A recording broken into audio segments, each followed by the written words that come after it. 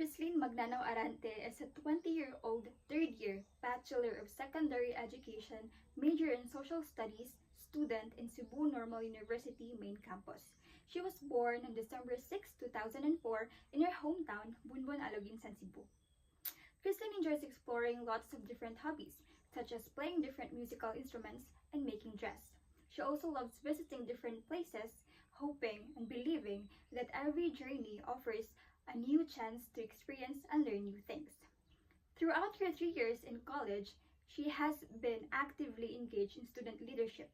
In her first year as a college student, she became a member of the Committee on Information and Public Relations under the Educators Council, and in her second year, she was elected as a BSED Social Studies representative. And now, in her third year as a college student, she now holds a position in the highest governing body in the campus, which is the Supreme Student Council, as an ECSSU representative.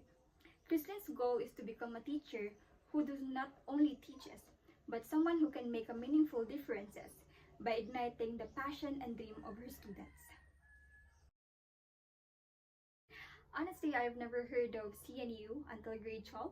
It was actually during the admission process where I heard lots of great things about it. So I searched online, and indeed it was a great school and it became my dream school. I actually got accepted into two state universities, one which offered my dream program and the other one which is my dream school, the CNU. And because I really believe that CNU could help me shape the person that I want to become in the future, or someone who is future ready. That is why I chose to be in CNU. As a student, I have been told to take my studies seriously, not only because someday I will take pride in my achievements, but because it is a responsibility.